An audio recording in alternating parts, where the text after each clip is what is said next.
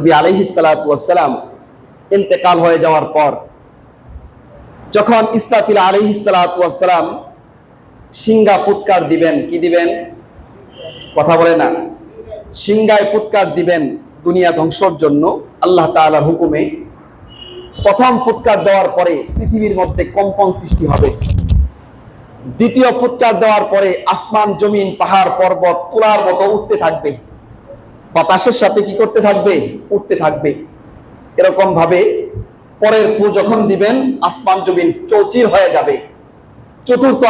চতুর্থ ফু যখন দিবেন তখন কি হবে? দুনিয়া ভেঙে চুরে খান খান হয়ে যাবে, ময়দানে মাহশারের অবস্থান কায়েম হয়ে যাবে। আল্লাহ তাআলা রব্বুল আলামিন ফেরেশতাকে বলবেন, এই ফেরেশতা, আমার নবীর কবর কোথায়?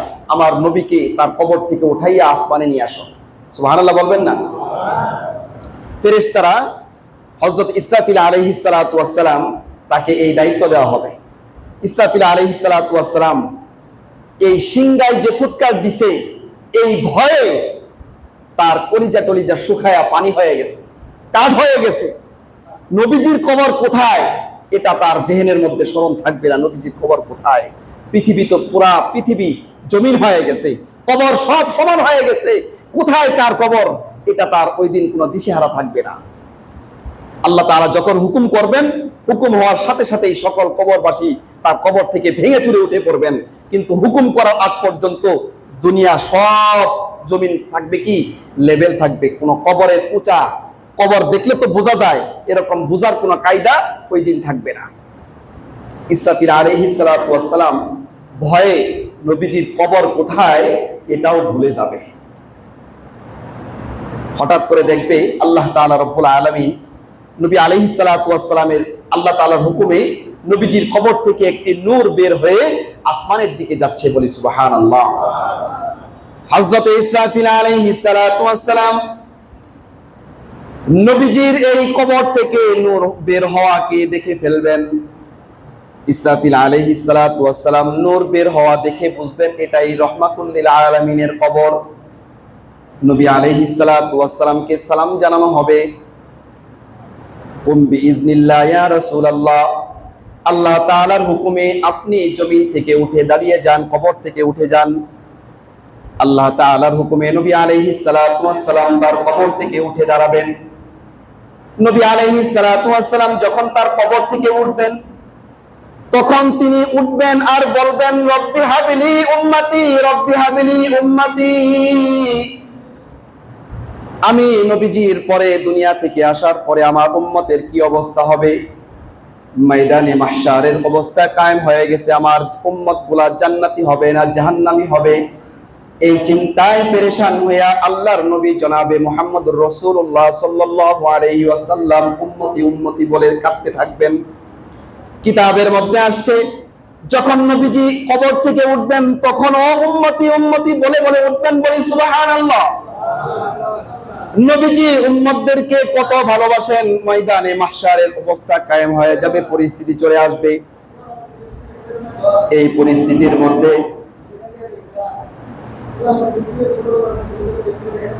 কথা না বলি,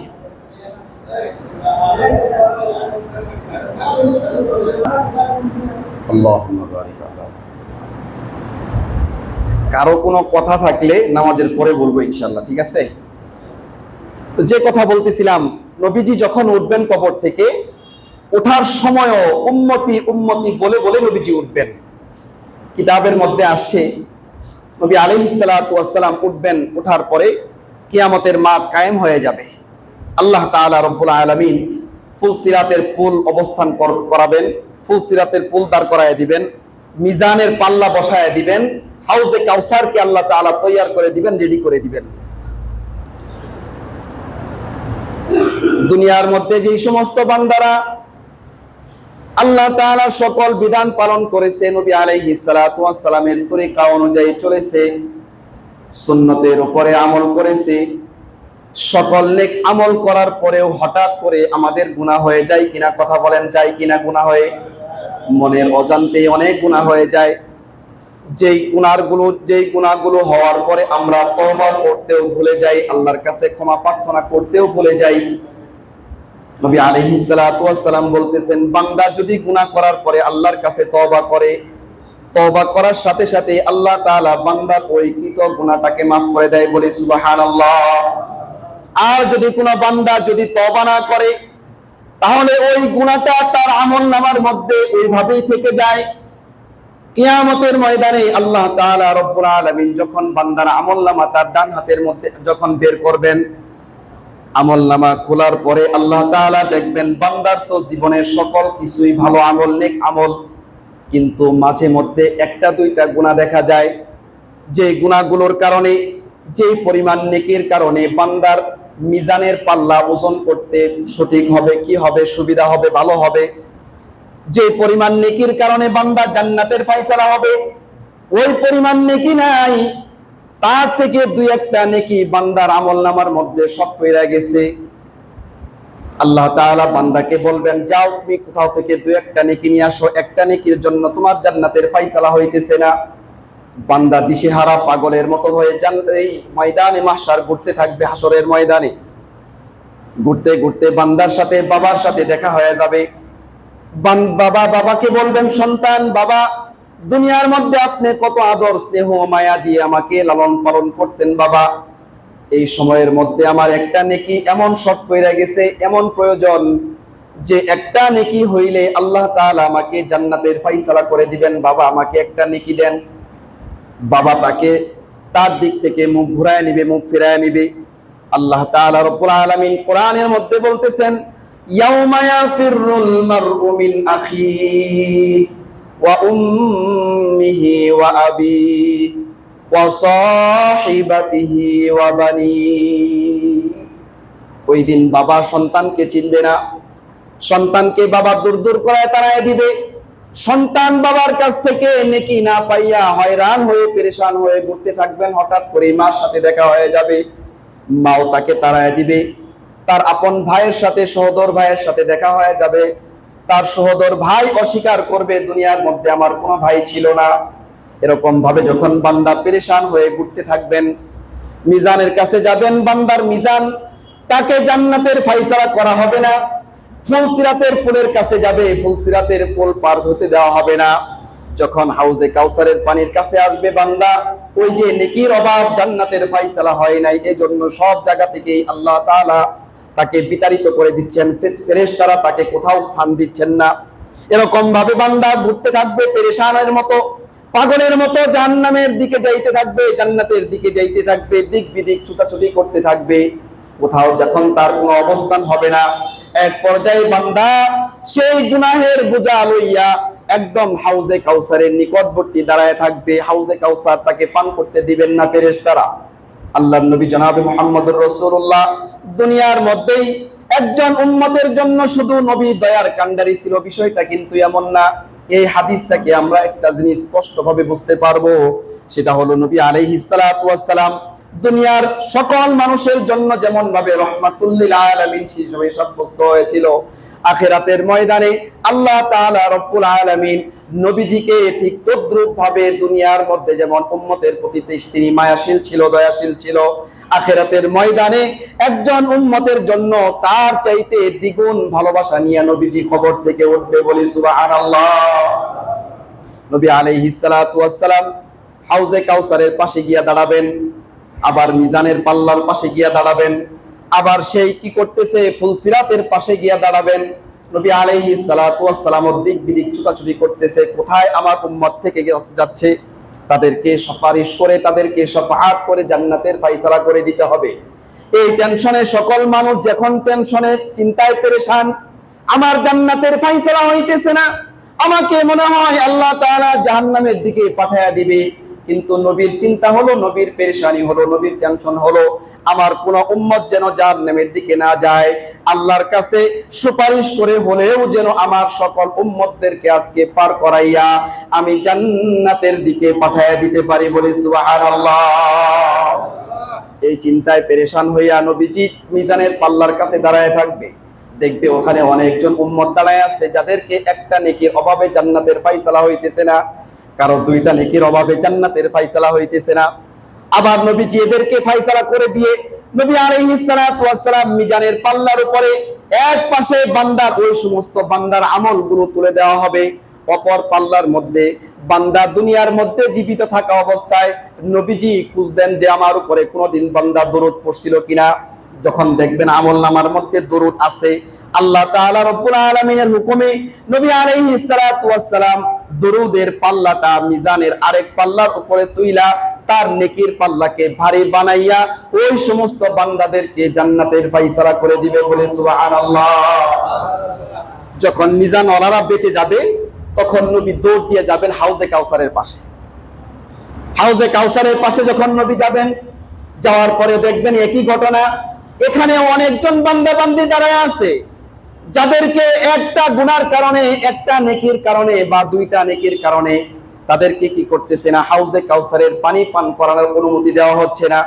নবী আলাইহিস সালাতু ওয়াস সালাম যখন যাবেন, যাওয়ার পরে উম্মতের ওই যে দরুদের একটা বোঝা থাকবে, একটা গাঁটটি থাকবে, দরুদের একটা আমল থাকবে, ওই দরুদের উপরে আমল করার কারণে বান্দাদেরকে আল্লাহর নবী জনাবে মুহাম্মদুর রাসূলুল্লাহ সাল্লাল্লাহু আলাইহি ওয়াসাল্লাম দরুদের গাঁটটিটা তার আরেক আমল নামার মধ্যে দিয়া হাউজে কাউসারের পানি পান করাইয়া দিবে বলি সুবহানাল্লাহ।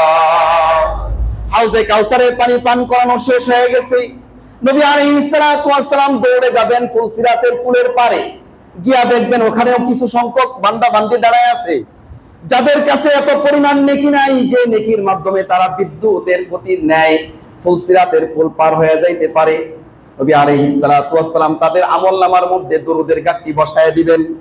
এই দরুদের ওজনের কারণে আল্লাহ তাআলা রব্বুল আলামিনের বান্দাদের সকল এই নেকির পাল্লা যখন ভারী হয়ে যাবে, আল্লাহ তাআলার সেই হুকুমে নবী আলাইহিস সালাতু ওয়াস সালামের শাফাআতের কারণে, নবীজির সহযোগিতার মাধ্যমে এই সমস্ত ফুলসিরাতের পুলে বিদ্যুৎ গতিতে পার হইয়া সেই সমস্ত বান্দা বান্দিরা জান্নাতের মধ্যে পৌঁছে যাবে বলি সুবহানাল্লাহ। ওমা আরসালনাকা ইল্লা রাহমাতাল লিল আলামিন, এই কথাটা কি শুধু দুনিয়ার জন্যই প্রযোজ্য নাকি? কথা বলেন, দুনিয়ার জন্যই প্রযোজ্য? নবী রহমত এই কথাটা শুধু দুনিয়ার জন্যই প্রযোজ্য না, বরঞ্চ নবী রহমত এই কথা আল্লাহ তাআলা রব্বুল আলামিনের পয়গম্বর আল্লাহর হাবিব জনাবে মুহাম্মদুর রাসূলুল্লাহ সাল্লাল্লাহু আলাইহি ওয়াসাল্লাম 100% পূরণ করে দিবেন, পূর্ণ করে দিবেন। মানুষের আখিরাতের ময়দানে যখন বিপদে পড়বে তখন বান্দাদেরকে আল্লাহর নবী কি করবেন, শাফাআত সুপারিশের মাধ্যমে মুক্তি দিয়ে, মুক্তি করাইয়া জান্নাতের দিকে পাঠিয়ে দিবেন বলি সুবহানাল্লাহ। এখন এই যে কথাগুলো বললাম, বাবা মাকে ভালোবাসার কারণ কয়টা? কথা বলেন, কয়টা? একটা, শুধু আমাদেরকে জন্মদান দিছে, আমাদেরকে খাওয়াইছে, লালন পালন করছে, এই একটা মাত্র কারণেই যদি বাবা মাকে এত ভালোবাসতে পারি, নবীজি আমাকে আপনাকে এত ভালোবাসে, তার হাজারটা কারণ আছে, কিতাবের মধ্যে আছে, হাদিসে আছে, এত কথা বলতে গেলে সময় কুলাবে না, এত এত দলিল নবীজি আমাদেরকে ভালোবাসার আছে। তাহলে আমরা কি নবীজিকে একটু ভালোবাসতে পারি না? কথা বলেন, পারি কি না? কতটুকু ভালোবাসবো? কথা বলেন, কতটুকু? সব থেকে বেশি পৃথিবীতে বাবার থেকে নবীজিকে ভালোবাসবো বেশি, মার থেকে নবীজিকে বেশি ভালোবাসবো, সন্তানের থেকে নবীজিকে বেশি ভালোবাসবো। অর্থ সম্পদ, টাকা পয়সা, মাল সম্পদ, মিল ফ্যাক্টরি, ইন্ডাস্ট্রিজ, ব্যবসা বাণিজ্য, সব কিছুর থেকে নবী আলাইহিস সালাতু ওয়াস সালামকে ভালো আমরা কম বাসবো না বেশি বাসবো? নবী আলাইহিস সালাতু ওয়াস সালাম বলতেছেন, লা ইউমিনু আহাদুকুম হাত্তা আকুনা আহাব্বা ইলাইহি মিন ওয়ালিদিহি ওয়া ওয়ালাদিহি ওয়ান নাসি আজমাইন। যে ব্যক্তি তার নিজের থেকে, নিজের পিতামাতা থেকে, সন্তান সন্ততি থেকে, দুনিয়ার সকল আসবাব থেকে আমি নবীজিকে যে পর্যন্ত বেশি ভালো না বাসবে, ওই পর্যন্ত লা ইউমিনু, তোমরা ঈমানদার হতে পারবে না। তাহলে আমরা নবীজিকে ভালোবাসবো তো ইনশাআল্লাহ? ভালোবাসবো তো ইনশাআল্লাহ? কিভাবে ভালোবাসবো হুজুর কয়ে দেন, কিভাবে ভালোবাসবো?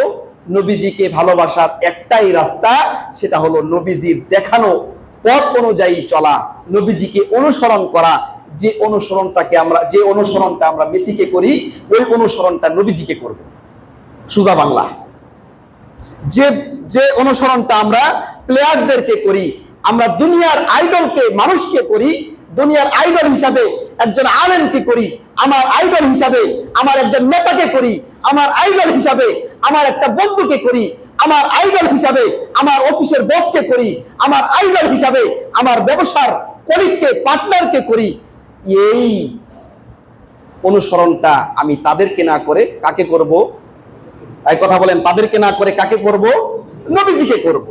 নবীজিকে অনুসরণ করার অনেক রাস্তা আছে, নবীজিকে অনুসরণ করার অনেক রাস্তা আছে। বাহ্যিকভাবেও আমরা নবীজিকে অনুসরণ করতে পারি। বাহ্যিকভাবে অনুসরণ মানে, বাহ্যিকভাবে অনুসরণ হলো সুন্নতের উপরে চলা। বাহ্যিকভাবে অনুসরণ কি? সুন্নতের উপরে চলা। আর অবাহ্যিক মানে আমলি ভাবে নবীজিকে অনুসরণ করা মানে নবীজি যেভাবে সদকা করছে সেইভাবে সদকা করা, নবীজি যেভাবে নামাজ পড়ছে ওইভাবে নামাজ আদায় করা, নবীজি যেভাবে সিয়াম পালন করছে ওইভাবে সিয়াম পালন করা, নবীজি যেভাবে বিবির সাথে আচরণ করছে আমার বিবির সাথে সেভাবে আচরণ করা, নবীজি সুগন্ধি ব্যবহার ভালোবাসছে আমিও নবীজি ভালোবাসছে, এজন্য আমিও নিজের মধ্যে কি লাগাইতেছি? আতর লাগাইতেছি। এটাও নবীজিকে ভালোবাসার একটা আমল। একটা কি আমল? নবীজি দুনিয়ার মধ্যে দাড়ি রাখছে, কথা বলেন। নবীজি দুনিয়াতে কি রাখছে? বাহ্যিক স্রোতের মধ্যে নবীজির দাড়ি ছিল কিনা? হ্যাঁ, কথা বলেন, দাড়ি ছিল কিনা? এখন ছিল, এই আওয়াজ হবে না তো। কারণ হচ্ছে যখনই আমি দাড়ি রাখবো আমার চেহারার সৌন্দর্য, যুবকের যৌবনের চেহারার সৌন্দর্য, চেহারার আলো, চেহারার ফোকাস আমার বান্ধবীদেরকে তো আমি দেখাইতে পারবো না, আমার বাড়িতে আমার মেয়েকে দেখাইতে পারবো না, আমার বাড়িতে আমার প্রতিবেশী তাদেরকে আমি দেখাইতে পারবো না। বিবি বলবে, কি দাড়ি রাইখে তুমি বুইরা সাচ্ছ, বুড়া হইছ নি? মাত্র তোমার 35 বছর বয়স, মাত্র তোমার 40 বছর বয়স, মাত্র তোমার কি 45 বছর বয়স, মরার কালে যাওই নাই, এখনই তোমার দাড়ি রাখতে হবো নি? আরে বিবির কথা শুই না যায় সেলুনে একটু কুচি কুচি দাড়ি হইছে, মনে মনে চায় যে দাড়িটা রাইখে দেই।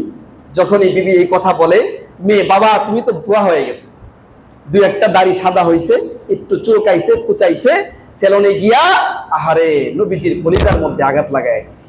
কথা বলেন, করি কিনা? করি। নবীজিকে ভালোবাসার দাড়িও একটা আমল। বাহ্যিক সুরতে দাড়ি রাখাটাও কি নবীজির সুন্নতের উপর একটা আমল।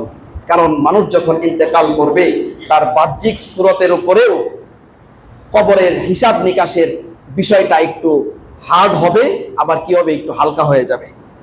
কারণ একজন মানুষের দাড়ি আছে, মুখে দাড়ি রাখছে, মুখে কি রাখছে? দাড়ি রাখছে। যখন আমরা সে ইন্তেকাল হবে, দাড়িওয়ালা মানুষের যখন ইন্তেকাল হয়, জানাজা শেষ করে যখন কবরস্থ করা হয়, মাটিতে রাখার পরে আমরা একটা দোয়া পড়ি। এক কথা বলে না, দোয়া পড়ি না? বিসমিল্লাহি ওয়া আলা মিল্লাতি রাসূলিল্লাহ। আবার এমনও আছে বিসমিল্লাহি ফি সাবিলিল্লাহি ওয়া আলা মিল্লাতি রাসূলিল্লাহ। আমি আল্লাহর মিল্লাতের উপরে, নবীর ধর্মের উপরে, ইসলামী শরিয়া অনুযায়ী আমি এই বান্দাকে আল্লাহর হাতে সুপর্দ করে দিয়ে আসলাম। এটা এই দোয়ার অর্থ।